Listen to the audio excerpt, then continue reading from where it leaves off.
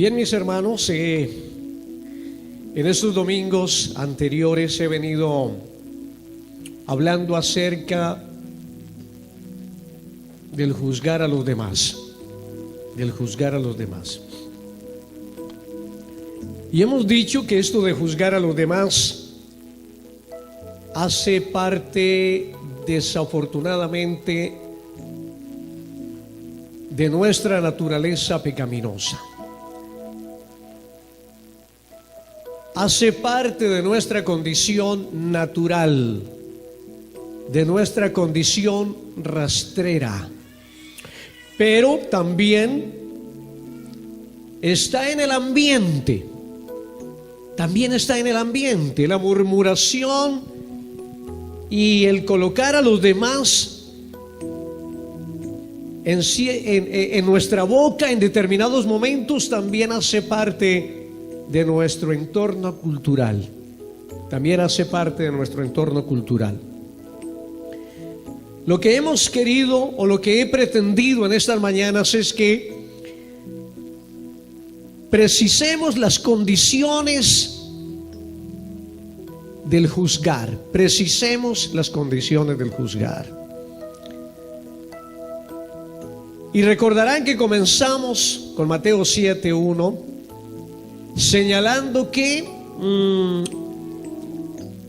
no debemos juzgar, pero cuando observamos el contexto está determinado ¿por qué no hacerlo cuando no estamos facultados? Y ¿por qué hacerlo cuando en verdad estamos habilitados para la tarea? Así que ya vamos un poco avanzados en el tema y hoy quiero manifestarles que todos aquellos que estamos en la imperativa tarea, de juzgar en el sentido escritural, debemos hacerlo con extrema responsabilidad. Y para ello, la persona que ha de juzgar la conducta de inmoralidad en otros, algún tipo de pecado, esta persona debe cumplir por lo menos 4 requisitos. Debe cumplir por lo menos 4 requisitos y quiero compartirlos en esta mañana. Requisito número 1. Debe tener una vida moral y espiritualmente incuestionable. Le reitero, debe tener una vida moral y espiritualmente incuestionable. Si yo he de hacer juicio, si he de juzgar un caso cualquiera, mi vida ha de estar en la condición indicada. No debe haber en mi ojo la viga para poder indicarle la paja en el ojo a mi hermano. Debo tener una vida espiritual y moralmente incuestionable. Debe gozar la persona de un testimonio ejemplarizante. Es decir, debe ser competente para hacerlo. Tener autoridad moral y espiritual es determinante en el momento de hacer un juicio. Un juicio moral sobre los demás. Bueno, un juicio de cualquier naturaleza sobre los demás. Ahora, déjeme le digo, cuando la persona cumple este primer requisito, entonces la persona se tasa en palabra. La persona no es aligerada en comentar, no es aligerada en hablar. Es una persona medida, tasada en sus palabras. Es una persona que racionaliza muy bien el juicio que considera sobre los demás. No está hablando en cualquier lugar. y con cualquier persona del asunto. Su espiritualidad le mantendrá los límites indicados. Su luz en rojo estará encendida permanentemente como un indicador de sus límites. De sus límites. Normalmente no es un locuaz que anda por doquier hablando y hablando y hablando, porque la palabra del Señor dice que en la mucha palabrería no falta el pecado.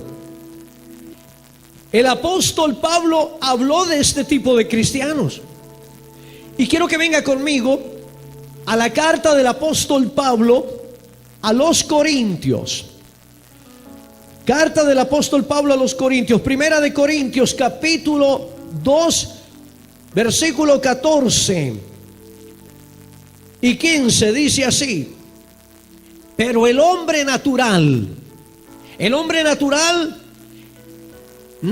para hacer referencia al hombre que no conoce a Dios. Aquí habla de dos tipos de personas: el hombre natural y el hombre espiritual. No hay una línea media. No hay una línea media. No existe en criterio de las Escrituras un cristiano o una persona de punto medio espiritual. O es o no es. La Biblia lo da por hecho o lo descarta. Pero mire lo que dice: porque el hombre natural no percibe las cosas que son del Espíritu de Dios, porque para él son locura y no las puede entender, porque se han de discernir espiritualmente. En cambio,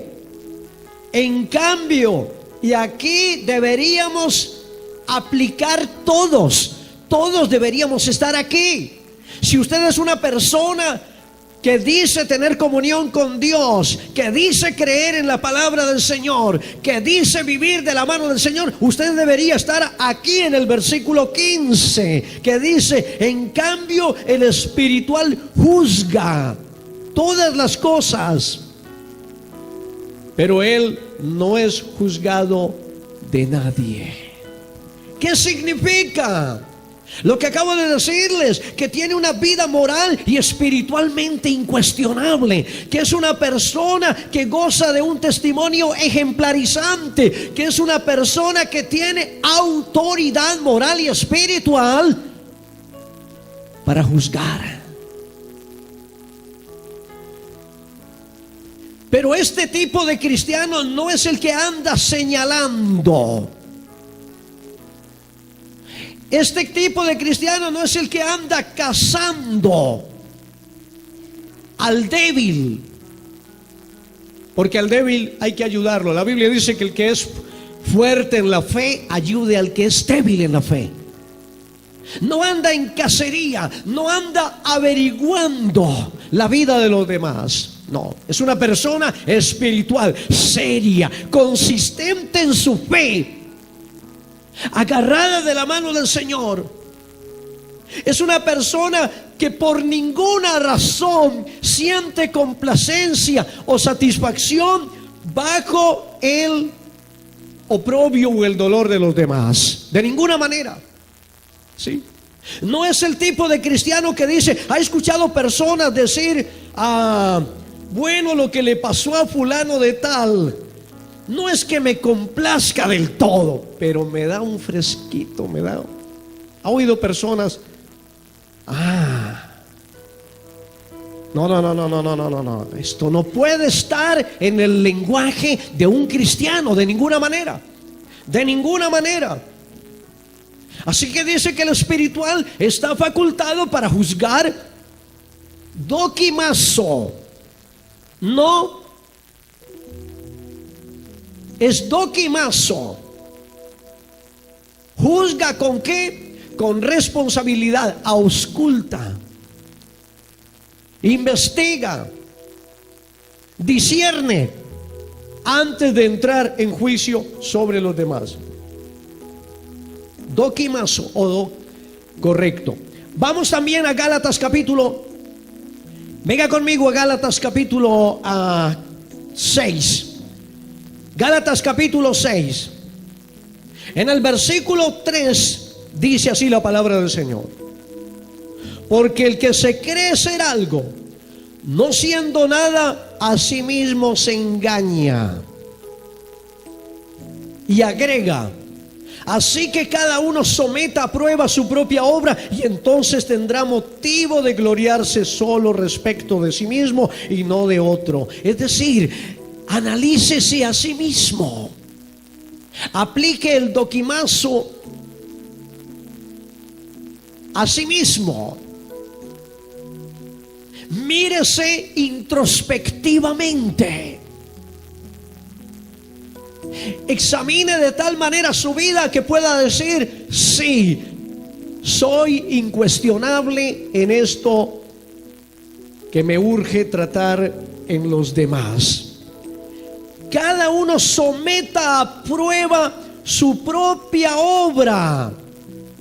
Cada uno someta a prueba su propia obra. Es decir, hágase un autojuicio, autoevalúese, cosa que nos resulta demasiado difícil, ¿verdad?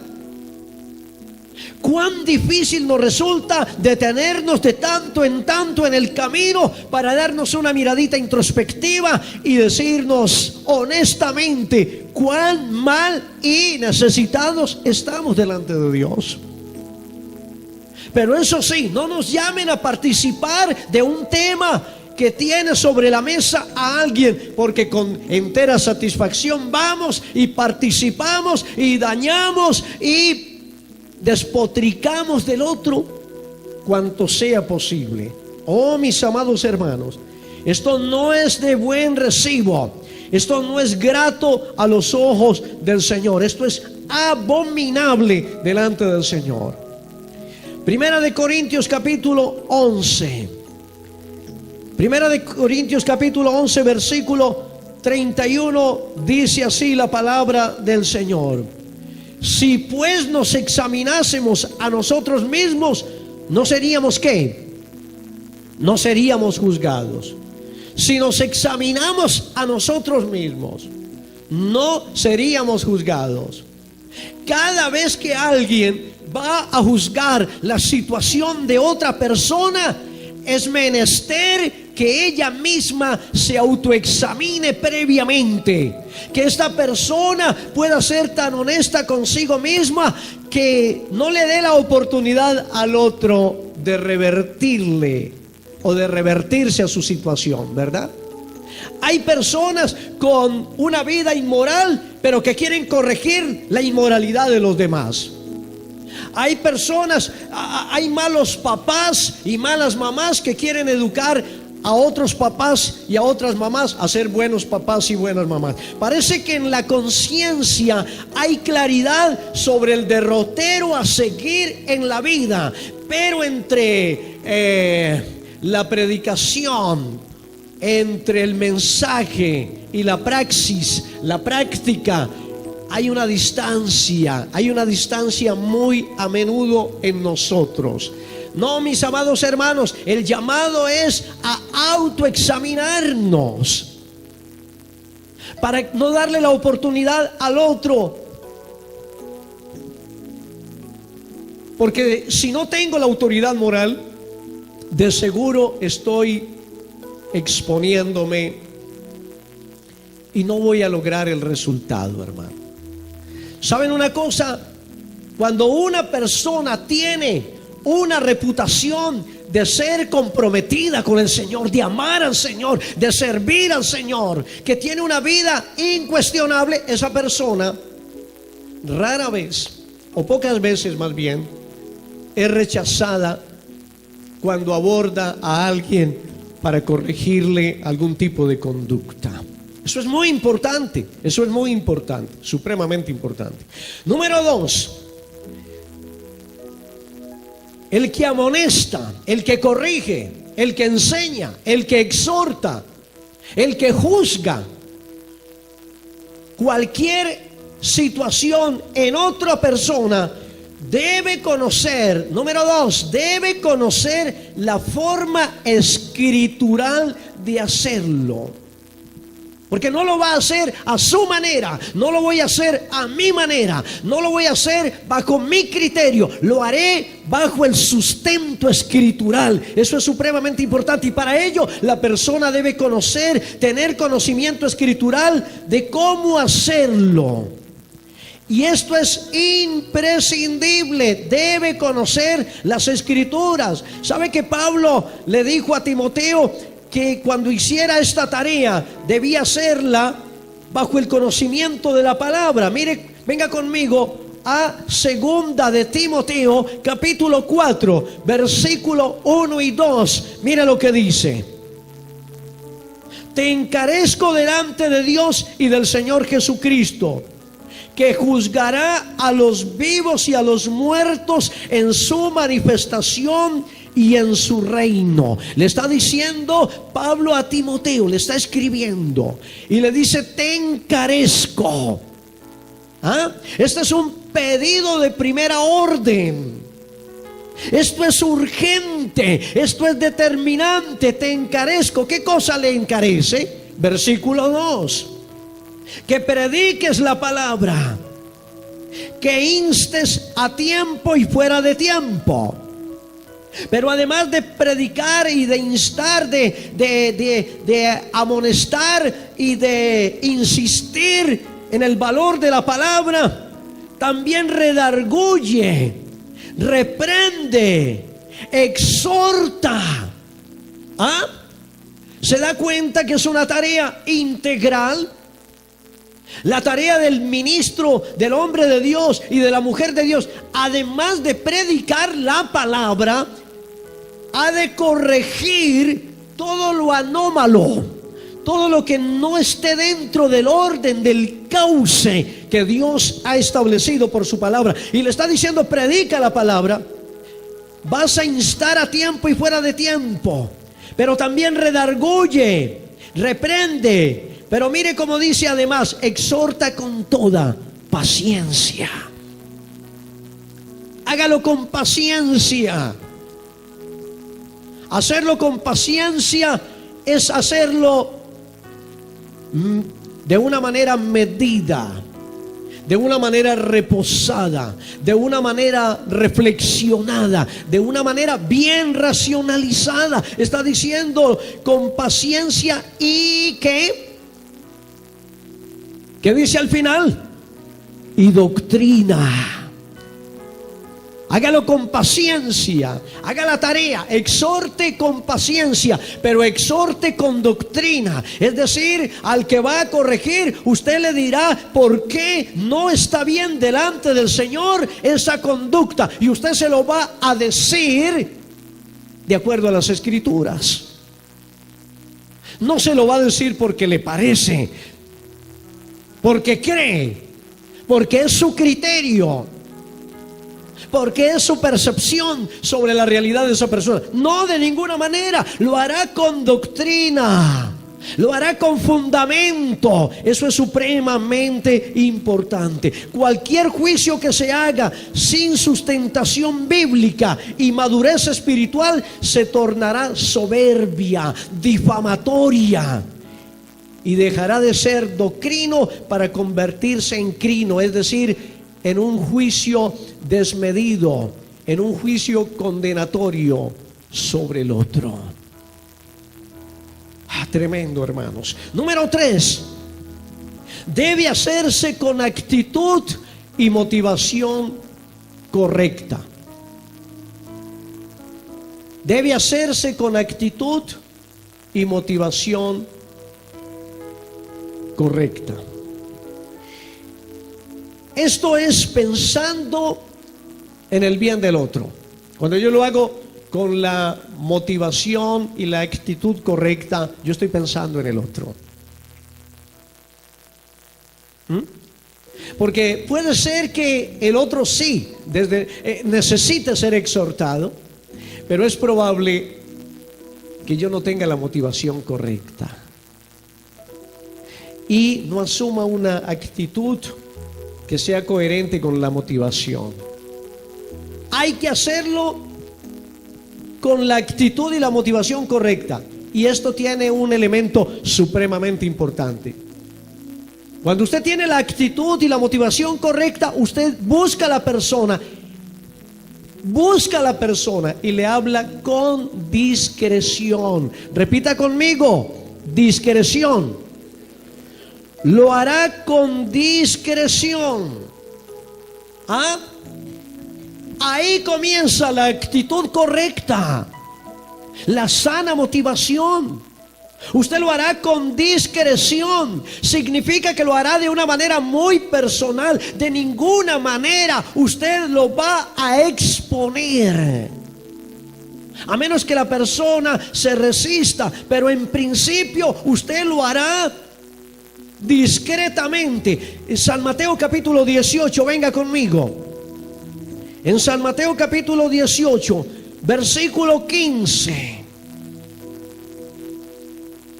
Jesús dijo que si hay una discrepancia entre hermanos, que si hay un ofensor y un ofendido, que si hay algo inadecuado, impropio en uno de los dos, el que ha sido victimizado debe ir al otro. Y mire cómo debe ir, versículo 15. Por tanto, si tu hermano peca contra ti, ve y repréndele estando tú y él que solos. Si tu hermano pecó, te ofendió, te hizo algún daño, búscalo, no lo murmures. ¿Saben, hermanos, que es más fácil murmurar el daño que el otro me hace a enfrentarlo? Enfrentar es muy incómodo. Enfrentar es muy incómodo. Es más fácil decir: ¿sabe lo que está diciendo fulano de mí? ¿Sabe cómo me está dañando fulano? Y resulta que aun cuando lo que yo diga al otro, que no es el que me ofendió, aquí está el que me ofendió, pero yo vengo a este, debo venir a este, pero no vengo a este, voy a este y le digo cuánto daño me ha hecho este. ¿Sabe qué hice yo? Aunque le haya dicho a este la verdad acerca de este, ya he generado un problema más, porque voy a crear, si este es mi amigo, voy a crear una animosidad de este hacia este, y lejos de arreglar el problema, lo que voy a hacer es extenderlo. ¿Se da cuenta, iglesia? ¿No es así? Es con discreción, tú y él o ella, a solas. Si te oyere, has ganado a tu hermano. ¡Qué maravilla! Ahí está diciendo que cuando yo voy a mi hermano que me dañó, que me causó un problema, voy a él, hablo con él, y dice la Biblia que si logro arreglar el problema, habré ganado a mi hermano. Habré ganado a mi hermano. Oh, mis amados hermanos, la tendencia frente a los errores y pecados de los demás es ponerlos en cierto. ¿Cierto que sí? Hola. Le repito, la tendencia frente a los errores y pecados de los demás es exponerlos o comentarlos abiertamente, como dicen hoy, viralizarlos, ¿cierto? Viralizarlos, que todo mundo lo sepa, que todo mundo lo sepa, sacarlos a la luz pública, dañarlos socialmente. Yo puedo dañar socialmente, yo puedo dañar fraternalmente, yo puedo dañar a alguien que está dentro del cuerpo de Cristo y que fue hecho a imagen y semejanza de Cristo. Yo puedo dañarlo cuando comienzo a proliferar su mala conducta, cuando debí buscarlo, cuando debí con amor, iglesia, buscar la manera de reconvenirlo. He manejado casos donde comienzo tratando de contener los rumores y los comentarios que ya se han hecho acerca de una persona responsable. Eso me ha tocado más de una vez. Y esto se da por dos razones. He tenido que tratar de contener la ola del comentario. Y se da por dos razones. Número uno, porque el que lo vio comete la falta o el pecado. Óigame bien, se lo repito, porque el que lo vio cometer más bien la falta o el pecado al otro, no lo enfrenta para exhortarlo, sino que se lo dice al pastor, o más bien ni se lo dice al pastor, sino que busca a otros, como lo dije hace un momento. No lo enfrenta ni se lo dice al pastor. Debió enfrentarlo o decírselo al pastor o a un anciano de la iglesia o a una mujer sabia y prudente dentro de la iglesia, alguien que le ayude. Pero no, sino que busca a los otros tan carnales como él o como ella para dañarlo más. Al que me trae información de alguien, siempre le hago esta pregunta: ¿alguien más lo sabe? Pastor, ¿usted se da cuenta que fulano de tal anda en esto? Y le pregunto: ¿y alguien más lo sabe? Antes de entrar a hablar del hermano, le pregunto: ¿alguien más lo sabe? Le digo porque si alguien más lo sabe, entonces ya estamos en problemas. Ya estamos en problemas. Si alguien más lo sabe, alguien más lo dijo. Y entonces la persona comienza diciendo: bueno, esto yo se lo comenté a alguien, pero esa persona es muy discreta, esa persona es muy prudente. Saben, hermanos, los mejores secretos se guardan entre tres. ¿Sabían eso? Los mejores secretos se guardan entre tres, pero dos deben estar muertos. Así que si hay una tercera persona que lo sabe, ya hay problemas. Ya hay problemas con esa información. Número dos, porque el que lo cometió o cometió el pecado o el error, tampoco busca al pastor. Ni el que lo sabe, que vio al otro, ni el que lo cometió, sino que busca al hermano, óigame bien, al amiguito del alma, al más cercano, a su parce. Es que yo tengo una confidencialidad con él o con ella. Somos como uña y mugre, y le creo.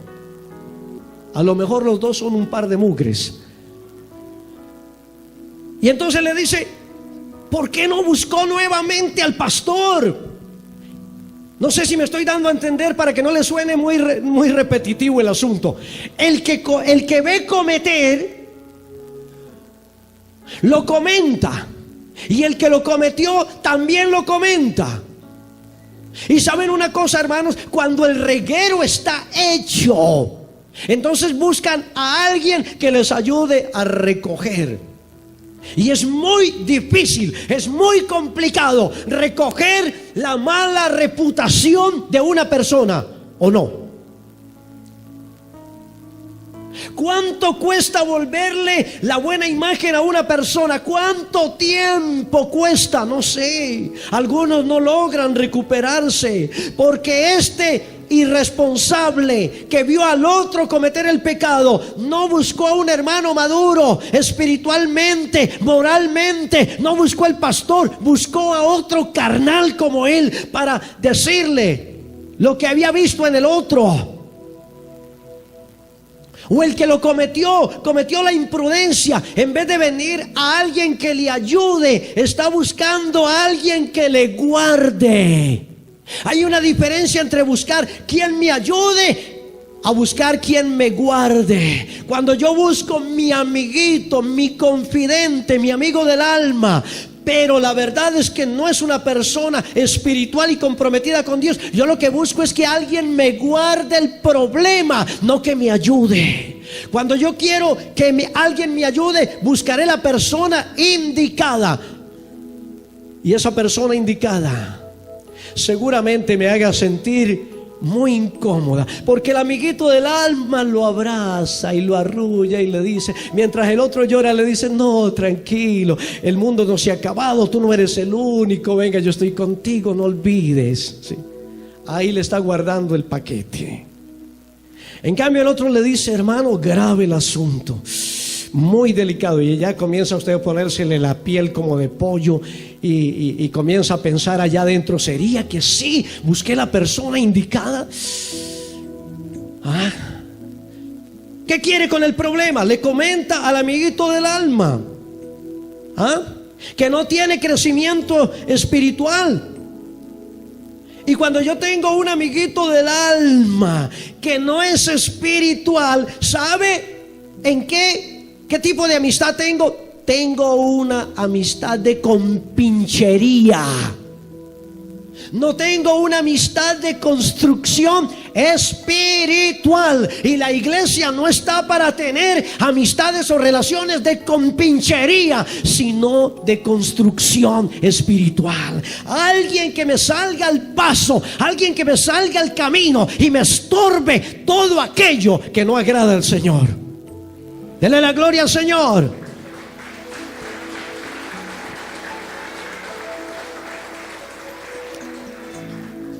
Es que es mi amigo del alma, es mi confidente. ¿Sabe qué pasa con esas relaciones? Cuando lo espiritual no es lo que amarra, cuando lo espiritual no es lo que conecta las relaciones de amistad y de fraternidad dentro de la iglesia, cuando no es la espiritualidad lo que conecta, vuelvo y le repito, es una compinchería, pero esa lealtad se acaba. Porque el día en que esos dos amiguitos del alma rompan la relación por alguna razón, el otro en desquite, ahora sí, como libro abierto, dice todo lo que sabe de su amiguito del alma. En cambio, si lo supo desde el principio un hombre espiritual o una mujer espiritual, claro que lo va a exhortar, también le dará palabra de esperanza, le dará palabra de consuelo, pero nunca lo va a exponer ante los demás. Pero también puede suceder que el amiguito del alma se lo dice a otro amiguito del alma. Este me lo dijo porque yo soy su amiguito del alma, pero es que yo tengo aquí otro que yo, ¿cómo le voy a ocultar? Yo a este también le cuento. ¿Le cuento lo de quién? ¿Lo mío? No, le cuento lo de este que me lo acaba de contar, porque yo soy su amiguito del alma y este es mi amiguito del alma. Y resulta que ese amiguito del alma mío tiene otros dos amiguitos del alma, y cuando menos pensó, hay 20 amiguitos del alma que lo saben. ¿Cómo le parece, hermanos? Ese es el gran daño, terrible daño. Cuando no juzgamos con la actitud y la motivación correcta, no haremos uso de la discreción. Claro que no haremos uso de la discreción. Por el contrario, hermanos, vamos a dañar mucho. Yo diría que, sin embargo, cuando la persona asume una postura de negación, porque puede ser también que el espiritual, que venga el espiritual, o más bien el espiritual vaya a él, y esta persona asuma una postura de negación, de estar a la defensiva, totalmente a la defensiva, entonces hay que pasar. Óigame bien, ahí sí nos autoriza la Biblia. Ahí se rompe la discreción, porque la discreción se usa solo cuando la persona atiende en privado.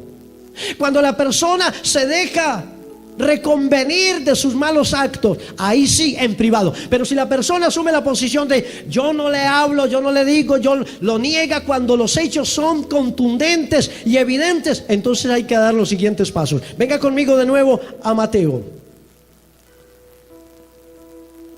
Venga conmigo de nuevo a Mateo, versículo 16. Capítulo 18, versículo 16. Dice: mas si no te oyere.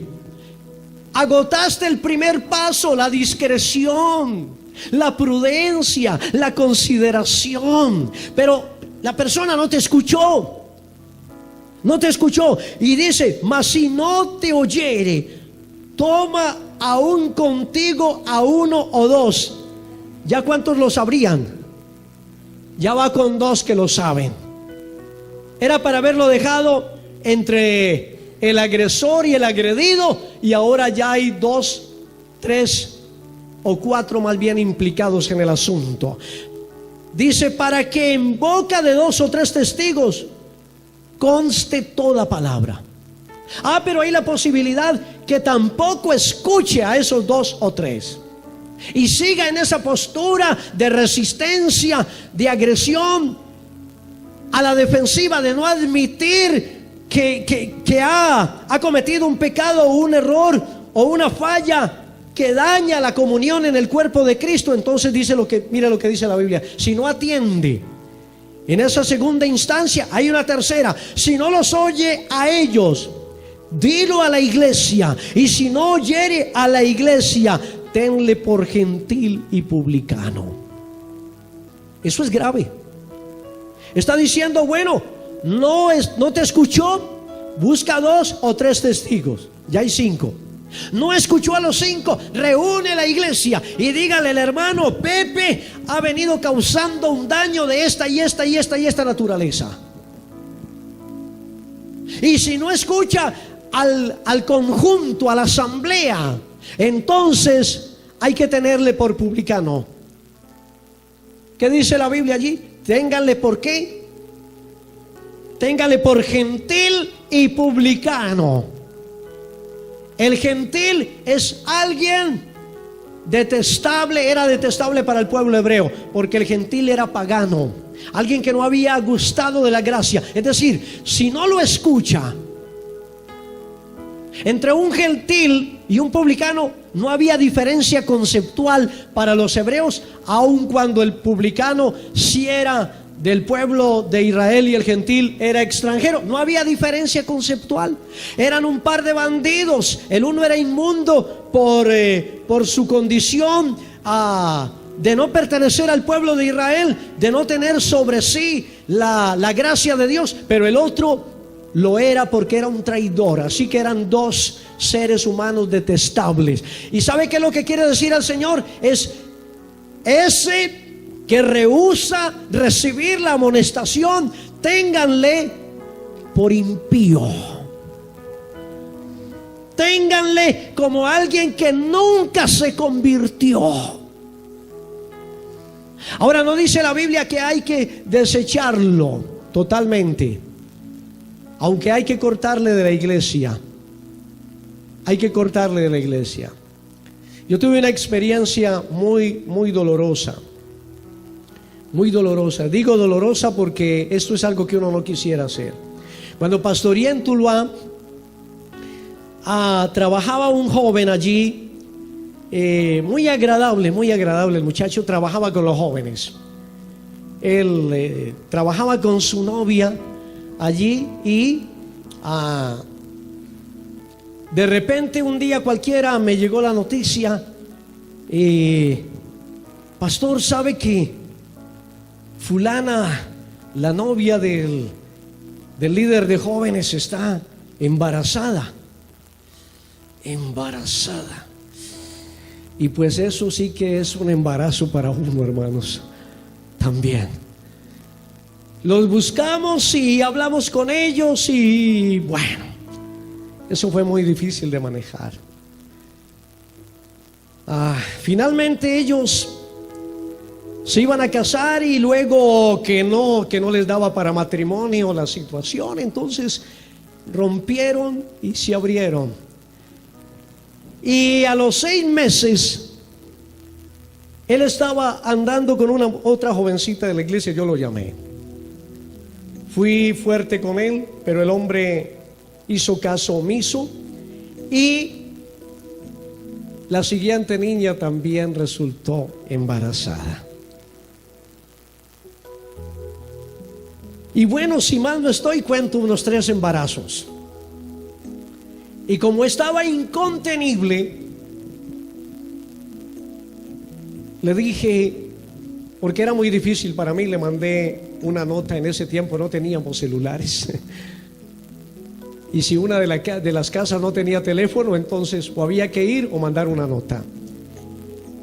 Y le mandé una nota y le dije, el domingo próximo no quisiera que pasaras por la vergüenza de una expulsión pública. Entonces te voy a pedir, por consideración a ti mismo, que no vayas el domingo, porque el domingo tengo que tratar este caso congregacionalmente. Ya lo habíamos hablado, habíamos agotado Mateo capítulo 18, versículo 16 y habíamos ido ya en grupo a él. No había sido posible. ¿Saben una cosa, hermanos? Y lo cortamos de la iglesia. Esa noche hubo lágrimas. Por supuesto que sí, hermanos. Fue un muchacho que se crió en la iglesia. Lo vieron crecer desde niño, adolescente, joven. Cuando yo anuncié, porque organicé una predicación acerca de la disciplina, y finalmente llegué al punto de anunciar la situación y el corte que le hacíamos a esta persona y la expulsión. No se imaginan, hermano, casi toda esa iglesia en un solo sollozo, porque querían el muchacho. Y el muchacho quedó por fuera, avergonzado. Es más, hermanos, él tuvo la osadía de ir. Él fue. Yo no sé si lo hizo por retarme o lo hizo por descaro, por conciencia cauterizada, por la razón que haya sido. Él fue, pero yo lo hice como tenía que hacerlo. ¿Saben, hermanos? Él quedó por fuera de la iglesia porque ese procedimiento es bíblico. Él quedó por fuera de la iglesia. Escúcheme bien. Pero él no se fue al mundo. Iba de la empresa a su casa, de su casa a la empresa. A los 2 años, alrededor de los 2 años, me buscó con lágrimas, quebrantado, humillado, pidiéndome perdón. Y yo le dije, bueno, a mí no, al Señor. Me dice, pastor, estoy tan mal, recíbame por favor. Y le dije, claro que sí, te vamos a recibir. Lo vi quebrantado y entonces hicimos lo mismo. A nivel de iglesia, lo recibimos de nuevo. ¿Sabe qué está haciendo este hombre hoy? Predicando la palabra. Es un pastor hoy. Es un hombre entregado, comprometido, sirviendo en un equipo pastoral. ¡Qué maravilla! Pero ¿qué hubiera pasado si no hubiéramos tomado medidas? ¿Ah? ¿Le da la gloria al Señor?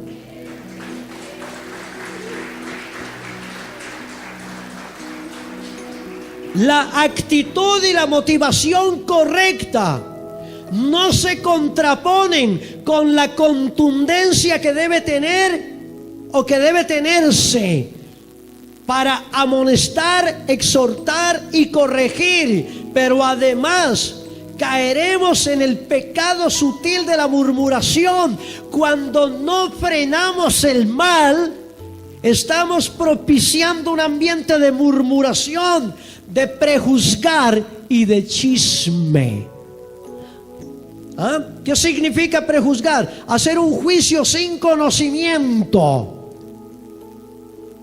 Y sobre el chisme, creo que ese es otro tema que hay que desarrollar paralelamente con este.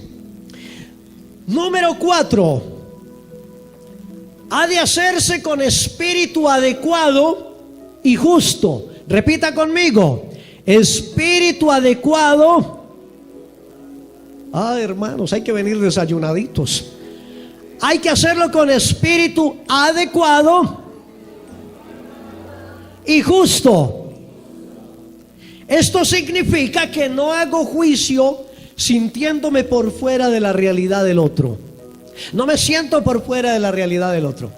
Porque en el momento en que yo haga juicio sintiéndome por fuera de la realidad del otro, entonces yo estaré asumiendo la posición de juez y no de hermano. ¿Es claro, iglesia? Hola. Es importante sentir que lo que está sucediendo con el otro de alguna manera me toca porque soy su hermano. Y esto entonces me convoca a hacer un abordaje de alta responsabilidad, de mucha sensibilidad, de respeto, con un espíritu de mansedumbre frente al otro, como dice Gálatas capítulo 6. Venga conmigo a Gálatas capítulo 6, versículo 1 dice: hermanos, si alguno fuere sorprendido en alguna falta, vosotros que sois espirituales, restaurarle con espíritu de mansedumbre, considerándote a ti mismo, no sea que tú también seas tentado. ¿Ah? Si eres espiritual, exhorta con espíritu de mansedumbre. Sea apacible. Hágalo con consideración, hágalo con amor, hágalo con respeto. Eso es hacerlo con espíritu que adecuado y justo.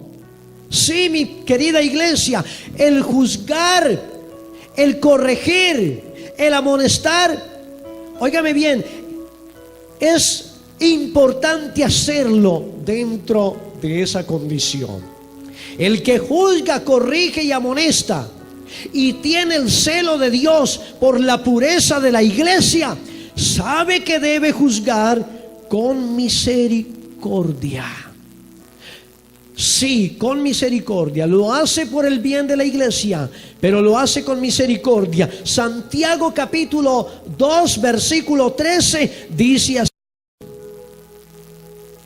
porque juicio sin misericordia se hará con aquel que no tiene misericordia. Y la misericordia triunfa, ¿qué? Sobre el juicio. ¡Qué maravilla! Se lo voy a leer de nuevo. Porque juicio sin misericordia se hará con aquel que no hiciere misericordia. Usted no tiene misericordia en colocar en su boca la vida de los demás, usted tampoco recibirá misericordia del Señor. Es lo que dice aquí la palabra. Usted debe tener misericordia cuando se trata de juzgar, de corregir, de encauzar de nuevo a una persona, porque la Biblia dice que la misericordia triunfa. La misericordia triunfa sobre el juicio. Oh, qué maravilla, hermanos, qué maravilla. El que juzga y corrige entonces lo hace dentro de este marco bíblico referencial para nosotros. Pero misericordia, y aquí es importante decirlo, iglesia, y que quede claro en esta mañana, escúcheme bien, estoy en la recta final. Pero misericordia no significa liviandad frente al pecado. ¿Lo puede repetir conmigo? Pero misericordia no significa liviandad frente al pecado. Porque misericordia no es compinchaje. Misericordia no es una condolencia a, ¿qué diríamos? Que transige, que venga, yo te entiendo, mi hermano querido. No, hermanos, no es ese tipo de misericordia. Y le repito, misericordia no significa liviandad frente al pecado, sino contundencia frente al mismo, pero con sensibilidad de no traspasar los límites ante la persona confrontada. No se extralimite. No, no vaya más allá. Hay una frontera de respeto. Llegue hasta sus límites. No se permita en ningún momento tomarlo como un asunto personal. Aunque de alguna manera es personal, pero no se asumirá de esa manera. Sin embargo, debo precisar con claridad que si la actitud del amonestado es de defensiva y es confrontativa y no de contrición, óigame bien, o de arrepentimiento, cuando los hechos han sido comprobados y demostrados, pero además comprometen el testimonio de la iglesia, no queda otra opción que manejar el caso con severidad y rigor, como Pablo lo indica en Primera de Corintios capítulo 4, Primera de Corintios capítulo 4, versículo 21. Primera de Corintios 4, 21, mira lo que dice la palabra del Señor. ¿Qué queréis? Le dice Pablo, óigame bien, le dice Pablo a los corintios, ¿qué queréis? ¿Iré a vosotros con vara o con amor y espíritu de mansedumbre? Como decía Mocus cuando fue alcalde en Bogotá, ¿verdad? Él decía, bueno, tenemos la vara y la zanahoria y el bolillo, algo así, ¿no? Los que quieran zanahoria, les damos zanahoria, y los que no, habrá que darles bolillo. Y aquí está diciendo Pablo, está diciendo, ¿cómo quiere que vaya a vosotros? Porque estáis envanecidos. Si usted mira el contexto, se refiere a la amonestación. ¿Cómo quiere que vaya a vosotros? ¿Voy con vara? ¿Quiere que sea fuerte, enérgico, intransigente, duro con ustedes? ¿O por el contrario, iré con amor? Eso depende de ustedes. De hecho, Pablo le ordenó a Tito reprender. Escúcheme bien. Pablo le ordenó a Tito reprender con severidad. Venga conmigo a Tito capítulo 1, versículo 13. Tito 1:13 dice así la palabra del Señor: este testimonio es verdadero. ¿Cuál? El de la palabra. El de la palabra del Señor. Este testimonio es verdadero. Por tanto, repréndelos duramente para que sean sanos en la fe. Pablo le dice a Tito en su carta, mire, reprende severamente cuando hay necesidad de hacerlo. Cuando hay necesidad de hacerlo. Así que, iglesia, aquí está la manera en que hay que hacerlo, a la manera del Señor. A la manera del Señor. A la manera del Señor. Pero la corrección siempre es buena. Siempre es buena. Hay padres que me buscan y me dicen, bueno, los psicólogos dicen que no hay que aplicar la disciplina física en los hijos. ¿Usted qué opina? Y le digo, bueno, los teóricos de la psicología son solamente eso, teóricos. Ellos no conocen, como nunca conocieron su propia naturaleza, de ninguna manera. La Biblia dice que hay que disciplinar al niño para librarlo de la muerte. Ahora, hay una diferencia entre disciplinar, ¿sí?,